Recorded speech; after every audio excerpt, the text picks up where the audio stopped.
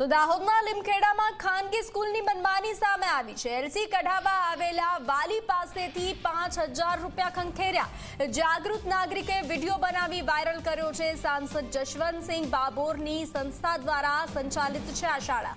મહત્વનું છે કે દાહોદના લીમખેડામાં આવેલી કેજે ભાભોર સ્કૂલ ઓફ સાયન્સની મનમાની સામે આવી છે, જેમાં વિદ્યાર્થીનું લિવિંગ સર્ટિફિકેટ કઢાવવા ગયેલા વાલી પાસેથી શાળા સંચાલકે 5000 રૂપિયા વસૂલ્યા હતા। સમગ્ર ઘટનાનો વીડિયો સામે આવ્યો છે। જાગૃત નાગરિકે વીડિયો બનાવી વાયરલ કર્યો છે। ઉલ્લેખનીય છે કે આ શાળા દાહોદના સાંસદ જશવંતસિંહ બાબોરની સંસ્થા દ્વારા સંચાલિત છે અને ત્યાં જ આ ઘટના સામે આવી છે।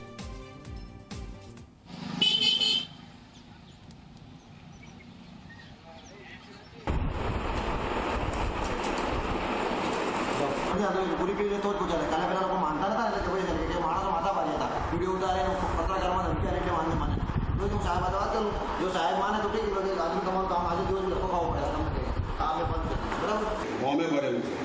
આ વખતે ગવર્મેન્ટે ખૂબ કારણસર ઓનલાઈન પ્રક્રિયા કરી દીધી। અત્યાર સુધીમાં ઓનલાઈન પ્રક્રિયા કરે એટલે અહીંની લોકાલિટી છે એને શું ઓનલાઈન ફોર્મ ભરવાની મળી જશે। આ વસ્તુ તમે કહી શકો છો।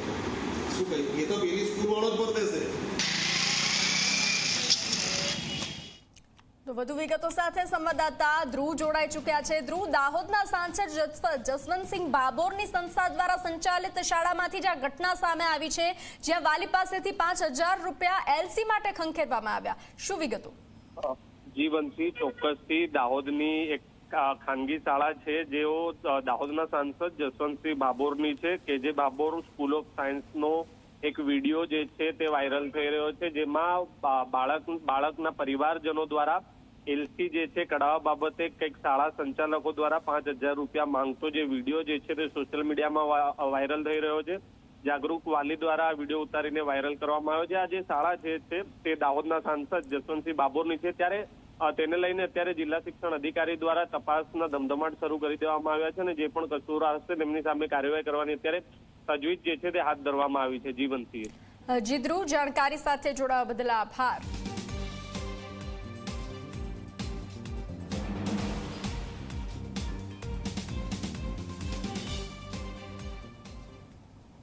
તો વિદ્યાર્થીના એલસી સામે રૂપિયા ઉઘરાવતી શાળાનો મામલો। શિક્ષણ મંત્રી પ્રફુલ પાનશેરિયાનું નિવેદન સામે આવ્યું છે। રાજ્યમાં કોઈ પણ શાળા એલસી માટે રૂપિયા માંગી શકે નહીં। આ પ્રકારની ઘટનાને ચલાવી લેવામાં નહીં આવે। સમગ્ર મામલે તપાસ કરવા માટે આદેશ આપવામાં આવ્યા છે।